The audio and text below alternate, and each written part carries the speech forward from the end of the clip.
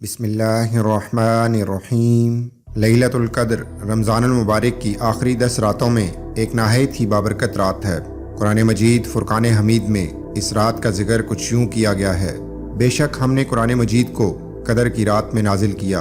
قدر کی رات 1000 مہینوں سے بہتر ہے۔ اس رات فرشتے اور روح القدس اپنے رب کے حکم سے نازل ہوتے ہیں، ہر طرح کا امر، خیر اور سلامتی لاتے ہیں، حتیٰ کہ یہ سلسلہ طلوع فجر تک جاری رہتا ہے۔ مختلف احادیث کے مطابق شب قدر رمضان کی آخری طاق راتوں یعنی 21، 23، 25، 27 یا 29 میں سے ایک رات ہے۔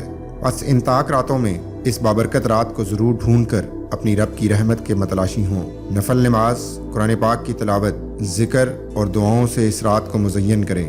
بعض احادیث اور کچھ صالحین کے تجربات کی روشنی میں یہ معلوم ہوتا ہے کہ اس رات میں فرشتوں کے نزول کی وجہ سے ایک خاص قسم کی سکونیت محسوس ہوتی ہے، دلوں پر رکت طاری ہوتی ہے۔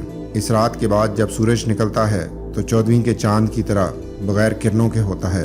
اس رات زیادہ سردی یا گرمی کا احساس نہیں ہوتا۔ عبادت الہی میں مصروف انسانوں کو زیادہ راحت اور دل کا سکون حاصل ہوتا ہے۔ اللہ رب العزت سے دعا ہے کہ وہ ہر انسان کو شب قدر کی رحمتوں اور برکتوں کو سمیٹنے کی توفیق عطا فرمائے۔ آمین یا رب العالمین۔